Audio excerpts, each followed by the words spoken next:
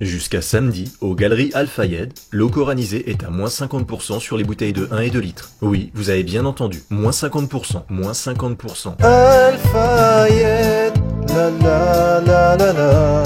Jusqu'au 8 juin, voir conditions en magasin et sur galeriealfayed.fr, remboursement sous forme de bon d'achat, à valoir sur l'urine de camélidé. Salut Karim, alors ton fils va mieux? Non, il fait toujours des crises d'épilepsie et jusqu'à présent les médecins n'ont trouvé aucun remède efficace pour ça. Tu devrais aller voir un exorciste dans ce cas-là. Tu en connais un bon? Oui, je connais même le meilleur, à Boujdella. L'expertise à Boujdella, c'est plus de 54 centres de sorcellerie médicale partout en France pour recevoir les patients atteints de possession et d'envoûtement. Avec la méthode d'exorcisme à Boujdella, fini les problèmes de santé. Ces remèdes purifient ton corps et ton âme et éloignent de ta maison le mauvais œil, les djinns, les démons et même les belles-mères envahissantes qui viennent trop souvent frapper à ta porte à l'improviste. Waouh, quelle bonne nouvelle! Je vais immédiatement prendre rendez-vous pour mon fils. Comment tu as dit qu'il s'appelait déjà? Avec à Boujdella, dites adieu aux entités maléfiques. Votre définition d'une entité maléfique peut varier de celle des actionnaires, des centres de sorcellerie médicale à Boujdella et de ses filiales. Résultat non garanti basé sur un effet placebo. Sharia FM.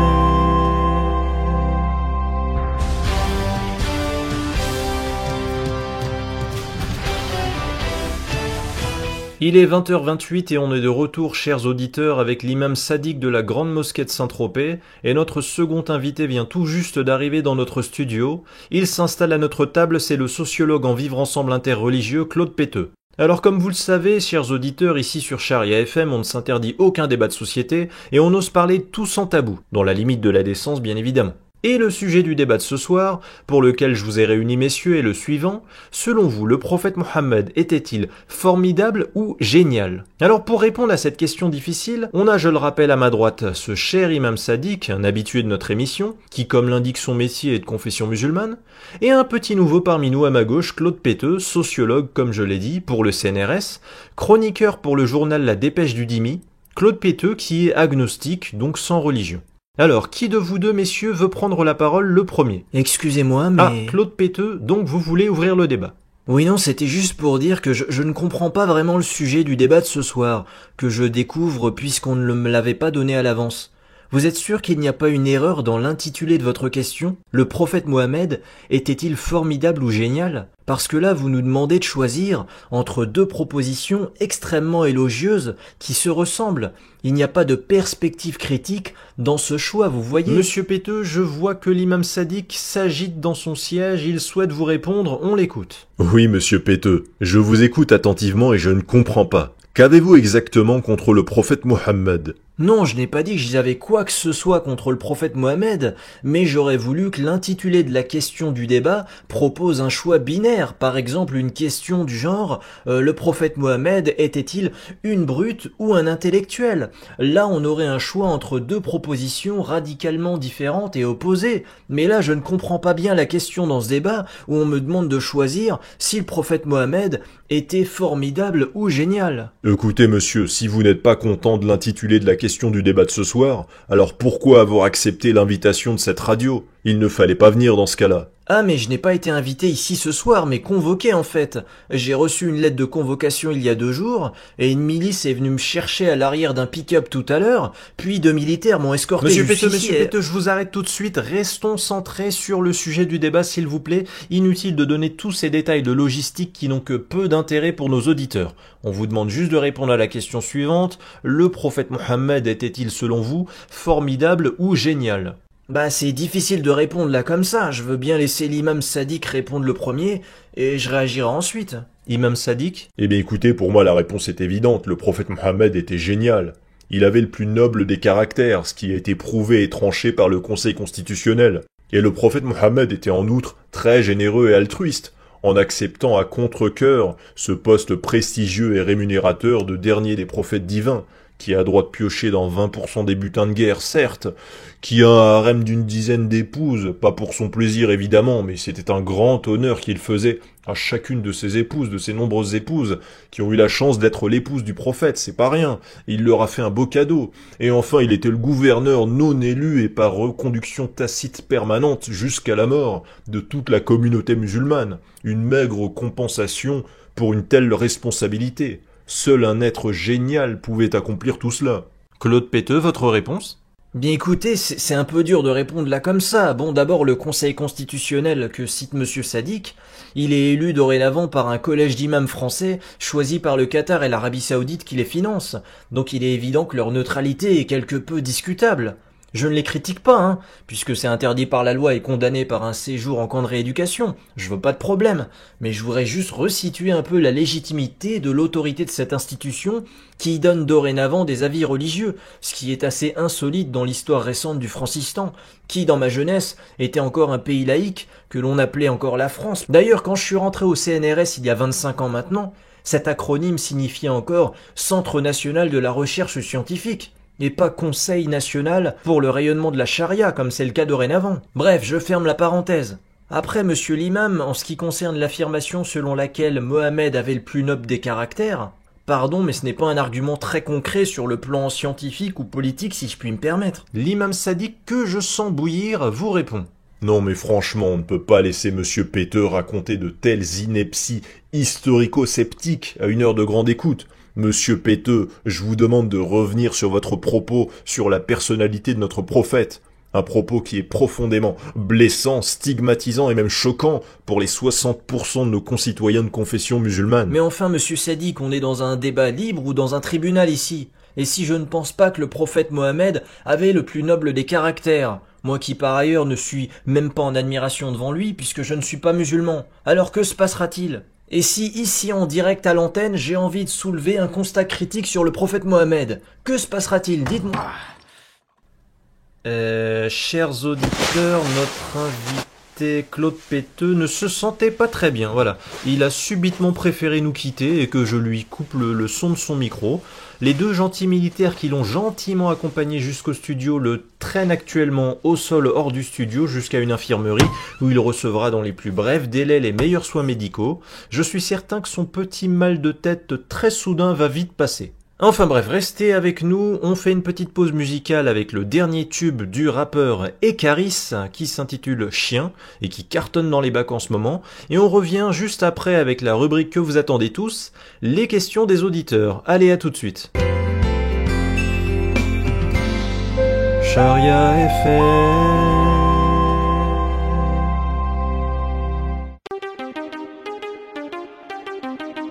Chien, chien, chien.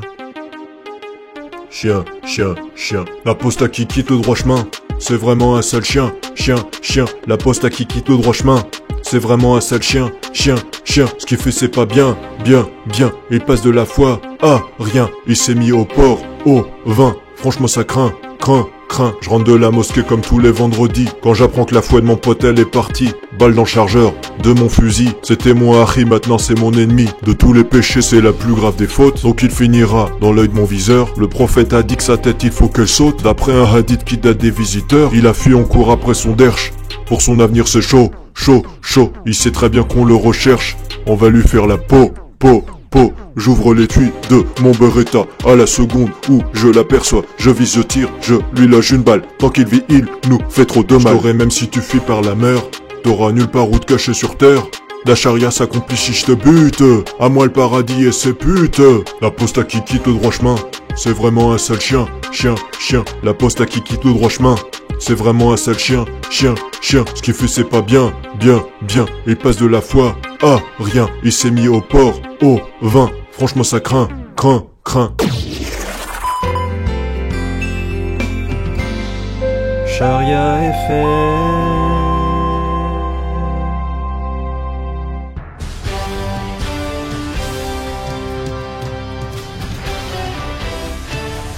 Vous êtes toujours sur Charia FM, c'est l'heure de la rubrique des auditeurs, et on va commencer avec Abdelhakim qui est avec nous par téléphone. Abdelhakim qui a 30 ans, qui est comptable dans l'import-export à Grenoble. Bonjour Abdelhakim, vous nous entendez ? Oui, Hicham, je vous entends très bien, bonjour. Alors allez-y, posez votre question à l'imam qui va vous répondre. Oui, je voulais demander une chose à l'imam. Je voudrais savoir pourquoi les djinns ne possèdent que des humains qui croient en l'existence des djinns. Je m'explique, je connais des mécréants athées autour de moi, sur mon lieu de travail ou dans mon voisinage par exemple, et jamais j'entends des histoires de djinns qui les envoûtent ou les perturbent, eux, ou leur famille, ou leurs amis mécréants. C'est toujours chez des musulmans que les djinns viennent faire des histoires de possession, j'ai l'impression. On dirait que, quand des gens ne croient pas en l'existence des djinns, alors les djinns leur fichent la paix. C'est bizarre. Enfin, On a bien compris votre question, Abdelhakim. L'imam vous répond tout de suite. Alors monsieur, je pense que votre constat est assez limité et pas très objectif car il n'existe pas de statistiques officielles précises sur la foi des populations touchées par les djinns. Et vous savez, aujourd'hui en l'an 2047, 60% des Français sont de confession musulmane, donc statistiquement il y a une plus grande probabilité pour que les djinns embêtent plus souvent les musulmans, qui sont majoritaires, que des non-musulmans minoritaires. Voilà Abdelhakim, je crois que l'imam a répondu à votre question. Oui, mais au début des années 2000, les musulmans, ils étaient minoritaires en France, et ils étaient presque les seuls à parler d'envoûtement par les djinns. Allez, on passe à Pourtant, là, l'auditeur suivant, il s'agit de Jawad, 18 ans, qui est étudiant en droit à Poitiers. Bonjour Jawad. Oui, voilà, je suis régulièrement les vidéos sur la chaîne YouTube de l'imam Sadiq, et il dit souvent aux hommes que le djihad c'est génial, que les martyrs du djihad sont chanceux, qu'ils auront les plus belles récompenses et places au paradis, que c'est un énorme bienfait d'aller sur le front du califat pour faire le djihad. Il nous dit que le djihad est le meilleur moyen pour le musulman d'avoir à 100% une garantie d'accès au paradis. Mais alors si l'imam pense que c'est si génial que ça de faire le djihad, que ça apporte les meilleures récompenses dans l'au-delà, alors pourquoi il ne va pas lui-même faire le djihad? Imam Sadiq, je vous laisse répondre. Oui, écoutez jeune homme, je sais ce que ça représente de si glorieux et avantageux de partir faire le djihad, mais moi vous voyez j'ai 42 ans, j'ai une famille dont je dois m'occuper, sinon vous pensez bien que j'aurais été le premier à partir, tandis que vous les jeunes vous avez la chance de pouvoir y aller sans laisser derrière vous des orphelins. En plus, dans le djihad, il y a deux rôles, celui des conseilleurs comme moi, qui restent à l'arrière des combats peut-être, mais attendez, c'est pas toujours facile d'être le guide spirituel pour les croyants. Et vous avez les combattants qui se font conseiller le djihad par des gens comme moi, et qui vont au front pour aller s'assurer du paradis où ils auront des récompenses illimitées données par Allah. Voilà, chacun son rôle. Voilà Jawad, j'espère que l'imam a bien répondu à votre question. Bah pas vraiment, mais... Merci Jawad pour votre appel. Laissez vos coordonnées postales au standard et on vous enverra un mug du film Jihad Joe qui sponsorise l'émission. Et on va enfin prendre un dernier appel, celui d'Ayoub, 49 ans, qui est sans profession et vit à Melun. Ayoub, on vous écoute, posez votre question. Oui, bonjour à tous. Je voulais demander à l'imam, je l'ai entendu une fois dire en interview que quand on a une épouse désobéissante, on ne doit pas la frapper fort, ni la frapper avec la main et le pied, mais avec un petit bâton de bois, un siwak qui sert de brosse à dents, en lui portant des petits coups tout doux qui ne laissent pas de traces ni ne provoquent de douleur. Oui, et donc, quelle est votre question Ayoub ? Bah l'autre jour, ma femme m'a désobéi parce que je lui ai dit de ne pas sortir de la maison sans mon autorisation, mais elle est quand même sortie sans me demander la permission. Bon, à ce moment-là, j'étais dehors au café avec des amis et j'avais plus de batterie sur mon téléphone. Ma femme ne pouvait pas me demander l'autorisation par téléphone. Mais bref, elle est quand même sortie, ma femme, pour aller acheter de la crème fraîche à l'épicerie. Bref, je l'engueule à mon retour car elle m'a désobéi. Elle m'a dit être juste sortie à peine 5 minutes, mais je lui ai dit qu'elle ne doit plus recommencer parce que voilà, elle doit pas me désobéir, elle doit pas sortir sans mon autorisation. Elle me dit qu'elle est pas d'accord, du coup je la gronde encore. Puis à un moment donné, je suis parti à la salle de bain, j'ai pris le petit bâton de bois, le siwak, voilà, qui me sert de brosse à dents. Je suis revenu devant mon épouse, j'ai sorti le petit bâton de bois et je lui ai mis des petits coups de bâton de bois sur l'épaule gauche, doucement, des petits coups symboliques comme l'imam l'a préconisé dans sa vidéo face à une épouse désobéissante. Et là, ma femme a éclaté de rire. Et elle a dit qu'elle ne comprenait pas le rapport avec la conversation, le fait que je m'interromps de l'engueuler pour aller chercher un bâton de bois et lui taper doucement l'épaule avec. J'avoue que la scène était un peu surréaliste. Donc j'appuie à plusieurs reprises comme ça avec le bâton sur son épaule. Et là, elle me dit « Qu'est-ce que tu fais? C'est quoi le rapport avec le sujet de la conversation ?» Alors je lui explique que c'est la sanction ultime pour menacer son épouse désobéissante, des coups symboliques non blessants et non marquants avec un bâton de bois. Et en fait, non, ça lui a pas fait peur, ça l'a pas fait réfléchir sur sa désobéissance. Juste, elle m'a regardé avec mon bâton de bois mettre des petits coups symboliques sur son épaule et elle a rigolé. Et alors Ayoub, je vous arrête tout de suite, votre question est un peu longue et l'imam me fait signe qu'il n'a plus envie de répondre aux questions pour ce soir, donc on va s'arrêter là. Et il me fait aussi signe que apparemment je devais pas dire qu'il me faisait signe. Bref, on va laisser passer une page de publicité, une parenthèse musicale, et on revient juste après, chers auditeurs, pour les infos du soir. Allez, à tout de suite. N'en avez-vous pas marre que vos babouches vous empêchent de revenir sur vos pas, en marche arrière, ou de faire le moonwalk? Sachez qu'une révolution est en marche. La babouche du futur débarque. Et cette nouvelle babouche 2.0 dispose d'une technologie révolutionnaire. Une bande de cuir, ce qui fixe le tour du bas de votre cheville à la babouche, et vous assure des mouvements à 360 degrés, aussi à l'aise en marche avant qu'en marche arrière. Oui, enfin, une babouche qui recouvre le talon d'Achille, ça s'appelle une chaussure, quoi. Alors, dans l'absolu, oui, mais en fait, Habibas Babouche. La babouche du futur. Maintenant. Les racailles chicha qui disent Wallah ou sur le Coran de la Mecque au début de chacune de leurs phrases, mais qui tiennent toute la journée les murs de leur cité, avec des vieux tickets de PMU plein les poches, ce n'est pas vraiment ce que l'on peut appeler une affinité culturelle. Inscrivez-vous sur mektoubien.fr et rencontrez l'homme de votre vie, en accord avec notre belle religion. Mektoubien.fr, parce qu'il n'y a pas de hasard. Tout est écrit à l'avance. Le libre arbitre n'existe pas. Bah donc en fait ça sert à rien d'inviter les gens à s'inscrire sur mektoubien.fr si le libre arbitre n'existe pas, et si par conséquent c'est Allah qui bouge les mains des humains pour les faire s'inscrire ou non sur mektoubien.fr. Ah bah oui du coup. Bah alors pourquoi tu racontes des conneries? C'est Allah qui m'a fait raconter cette connerie, puisque le libre arbitre n'existe pas. Il faut suivre. Ah oui, bien vu. Inscrivez-vous sur mektoubien.fr.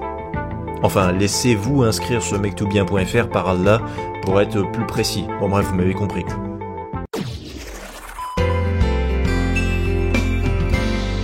Sharia FM.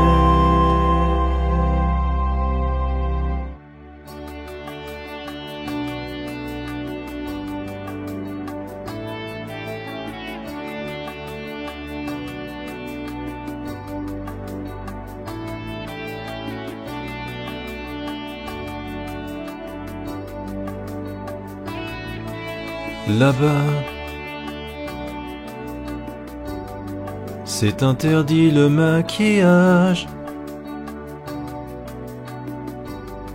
Tu dois porter une burqa à grillage. Sinon tu deviendras leur proie. Il fait pas bon être une femme là-bas.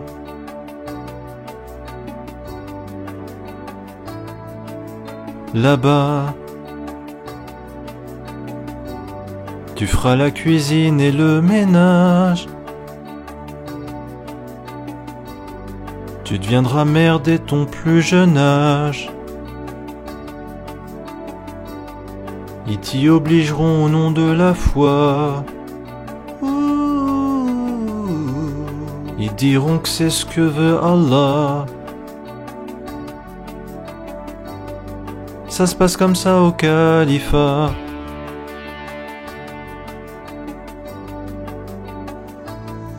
Les droits que t'a donné la France, ici tu peux les oublier. Tout s'obtient à la violence, et plus en allant au guichet. Yeah. Là-bas, les seuls touristes qui y voyagent finissent par être pris en otage. Il n'y a ni théâtre ni cinéma. Du haut des immeubles on jette des gars. C'est ce spectacle que tu verras si t'y vas, avec les lapidations, les combats. Là-bas,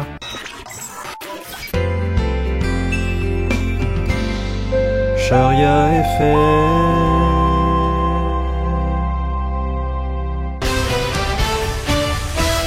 C'est l'heure des infos du soir. On commence par le sport avec le foot et les deux derniers matchs en retard de la 29e journée de Ligue 1. Et ce soir, le Qatar Saint-Germain conforte sa première place au classement après s'être imposé à l'extérieur sur le score de 3-1 face aux Wahhabites de Marseille, tandis que le Saoud Malherbe de Caen n'a pu faire mieux qu'un match nul sur un score vierge de 0-0 face à l'AS Morocco. On passe aux faits divers. Un réseau de trafiquants qui faisait des go-fast de saucissons entre l'Espagne et la France vient d'être démantelé ce matin par la patrouille islamique des fraudes alimentaires. Le cerveau présumé du groupe, Jean-Charles Bridoux, ainsi que ses 2 complices, ont été écroués à la maison d'arrêt de Carcassonne dans l'attente de leur pendaison. On passe maintenant au chapitre épineux des retraites. La loi votée hier à l'Assemblée nationale sur les 10% de cotisations salariales supplémentaires dont doivent s'acquitter les salariés français de souche en guise de réparation comme complément de retraite envers leurs concitoyens d'origine algérienne, à cause des conséquences économiques dont souffre toujours l'Algérie près de 85 ans après son indépendance, passe décidément mal parmi les dernières populations historiques de Français de souche qui contestent un matraquage fiscal et une mesure injuste. Le Premier ministre du Francistan, Chawki El Popeya, assure pourtant que nous n'avons pas d'autre choix si l'on veut, je cite, équilibrer les finances publiques qui portent à bout de bras un système de retraite fortement sollicité par l'extrême longévité du million de retraités franco-algériens qui sont âgés de 150 ans ou plus et qui coulent toujours une retraite paisible de l'autre côté de la Méditerranée, dans l'Algérie de leurs racines. C'est d'ailleurs là un mystère, cette destination, cette fontaine de jouvence algérienne pour les retraités, sur laquelle la science se penchera peut-être un jour. Au chapitre des technologies enfin, un phénomène croissant inquiète les autorités, la radicalisation religieuse des robots à intelligence artificielle. Des microprocesseurs et des transistors ont prêté une cyberallégeance à Daesh.